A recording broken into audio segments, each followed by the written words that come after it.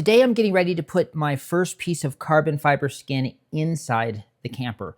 And I want to kind of show how I'm going to do that and how it's going to turn out. It's actually going to go right here where this window goes, and we'll also install this Turn Overland window here in that place as well. But the interesting engineering conundrum that came up was a friend of mine had pointed out that when he and his family had made an aluminum frame camper, it worked really well, except in the winter, where anywhere the aluminum frame was touching or screwed to the inside skin, they would get this big line of frost. Aluminum is a really good heat conductor, and so essentially the heat would just conduct from the inside out and just freeze right along that line. So I kind of wanted to come up with a way of creating what's called a thermal break, or a way that the carbon fiber is not actually touching the aluminum frame to basically insulate it from the frame itself. So I came up with this idea of printing these 3D printed pieces out of plastic. Specifically, they are PETG, carbon fiber PETG. And this does not conduct heat very well. It's actually a pretty good insulator. And so what I'm going to do is attach inside, everywhere in the camper, these 3D printed pieces like this, so that they will be attached to the frame. And then the carbon fiber itself will go in like this, which this way there will be no contact with the carbon fiber to the aluminum itself at any point. So it should act, like I said, as a thermal break and act as a way of keeping heat, or specifically frost, from forming on these areas.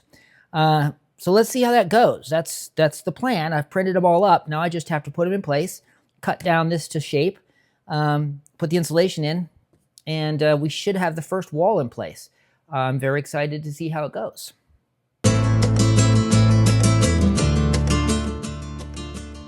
Well, I've got the frame all in place, and as you can see, it fits pretty nicely. Don't let the differences in reflection of the material that I used up there fool you, but I think it's gonna look really nice. I've got to get the rest of the screws in, and then it'll be time to cut the insulation and put in the piece of carbon fiber. So I have the insulation in here, and it's nice and tight, but the carbon fiber is meant to go right in this particular groove, and it needs to be cut perfectly or it won't look good.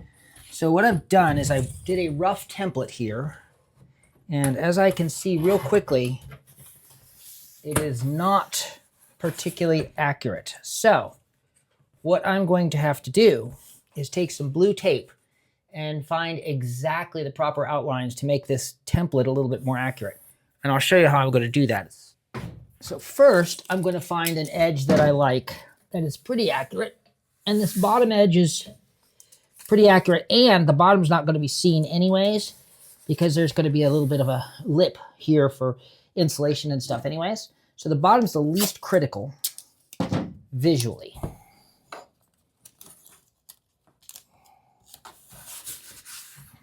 All right, so I'll start with that. And then I will take up here, and for now, I will just put a piece of tape to keep it in there like that. That's just while I do these other sides. And then what I'm going to do is I'm literally going to take tape, and I'm going to just find where the perfect cut line will be.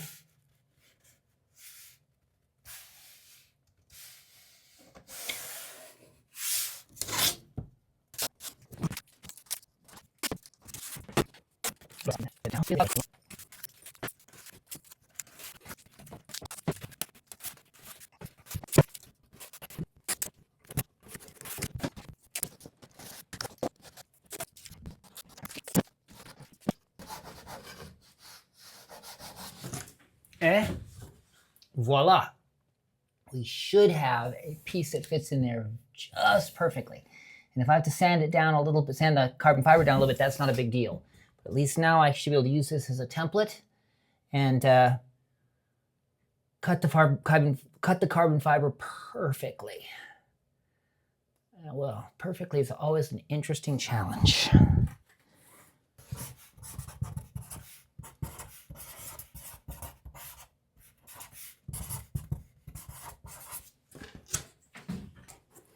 All right, now the goal is to take it down and cut it out on the track saw, and then we can put it in place, and then we can work on the window cutout after that. And we'll be getting there. So here's my plan of attack. I'm going to double-sided tape this down just in a couple places so it doesn't move on the carbon fiber. I've got the good side and the same side as the good side would be on this. And then we're literally going to use this thing as a template for my track saw and just cut it out as it is. And hopefully it'll be perfect. Don't believe in such a thing, but that's okay. Good enough. Good enough.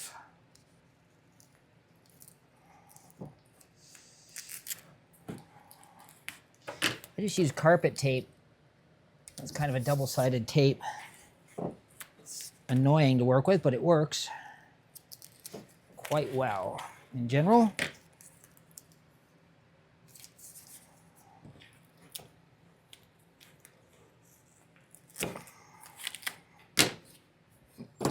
Upstairs, I've got some non-stick scissors that I should have brought down that I use when I'm cutting carbon fiber stuff, but that's all right. Now, I'll check myself here. This is the good side, so it needs to be face down because the good side's face down on the carbon fiber as well.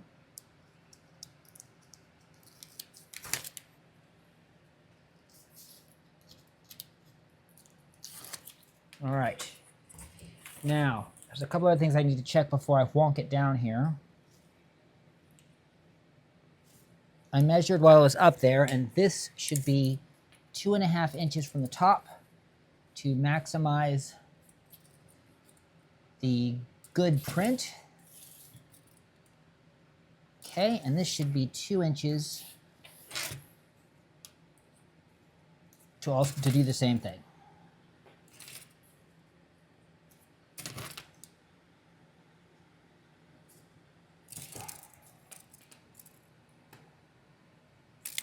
All right, now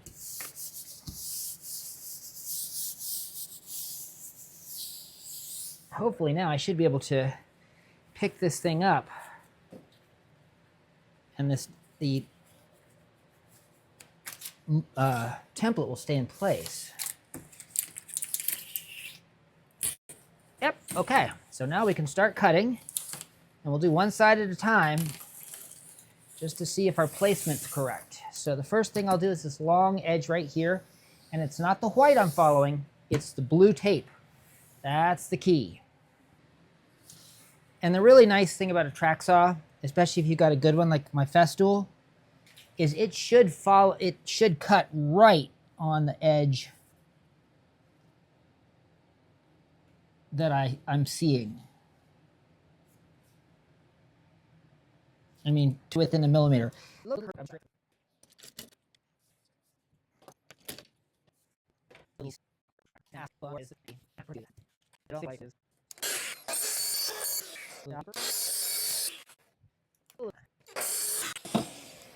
It's a plunge saw, so if I don't hold it down solid, sometimes it doesn't cut all the way through, and I don't want to cut into my table if I can help it, or not much. Gotta cut into it a little bit.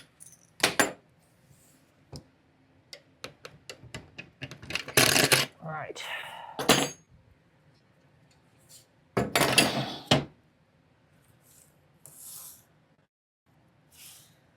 Yeah, I mean, it cut right along the tape line, which is exactly what I want. And that looks pretty good on that side. All right, so we'll just keep going here.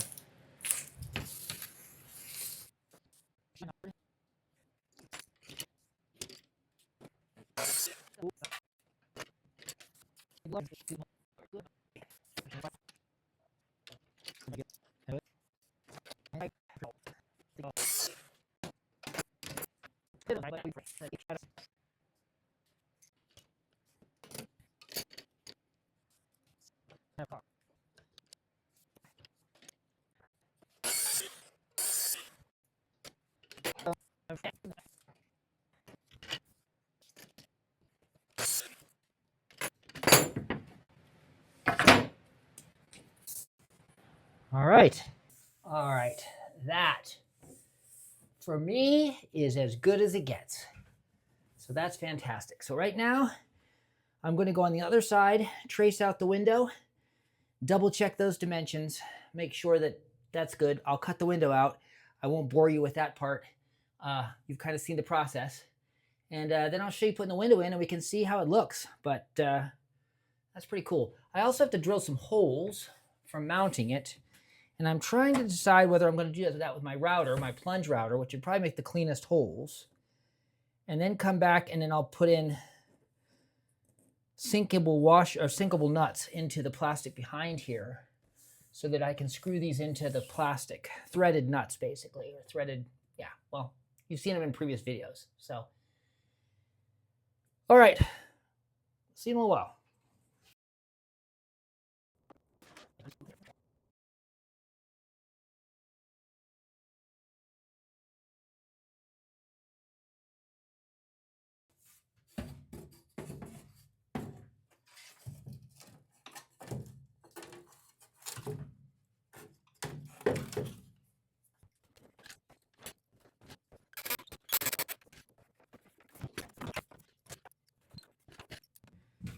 Got it all screwed in. I've got a couple places I have to kind of fix a little bit, but for the most part, it's in. And now I'll just have to have my wife help me hold the other side of the window and screw it in place. And this little panel will be done.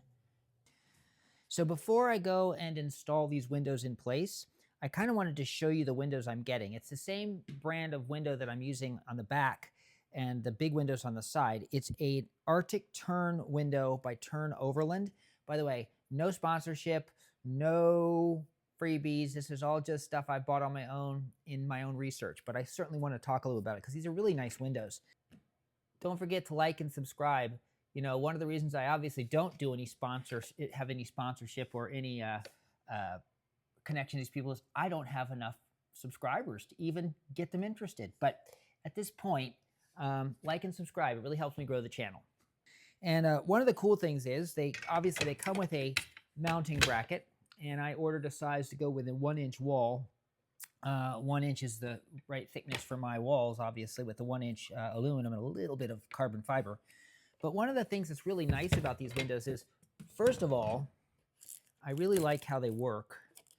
They've got gas struts on them, and so they let me kind of put the window out at different heights, and I can adjust it to the height that I want, and of course at the end, up and back down.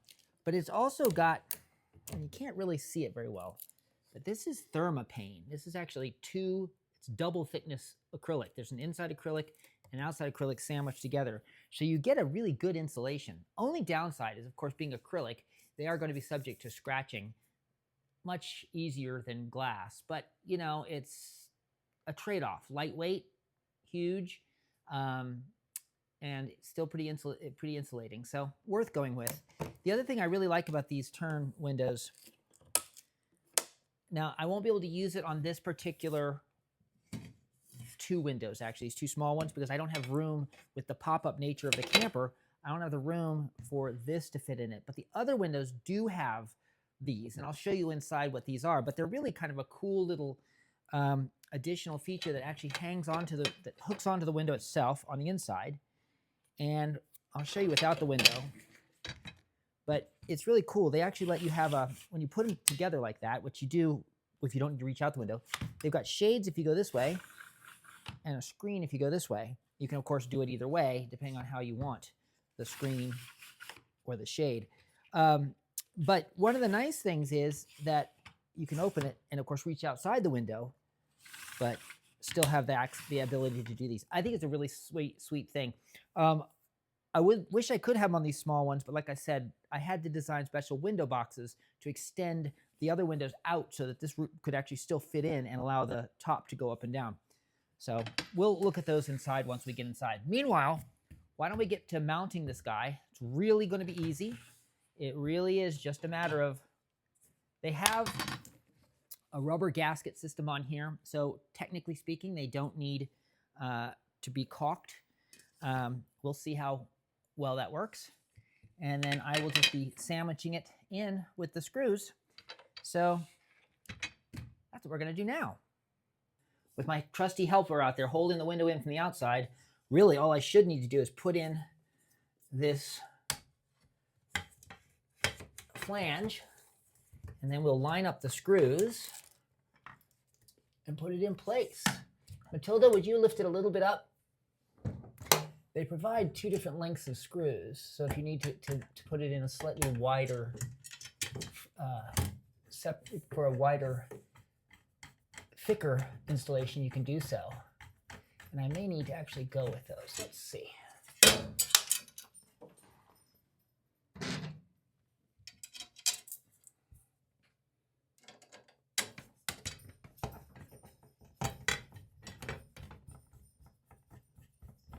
Yeah, the longer one is definitely working a little better. And what I want to do is put them in all loose before I tighten them down to make sure they all fit okay. So I'm going to grab the longer ones and we'll see how that goes.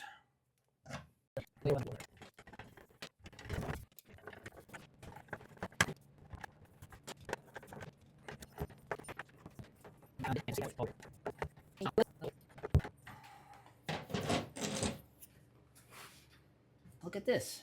The window is in and ready to be opened and used.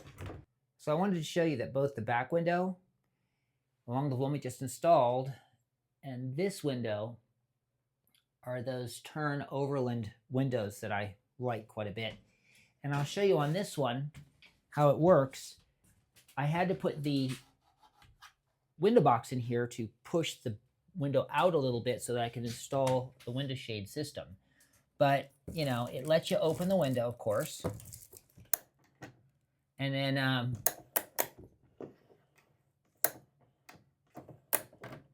there we go. And then you can have a screen with it open, or of course black it out if you want privacy. But they are really nice systems. I like them quite a bit.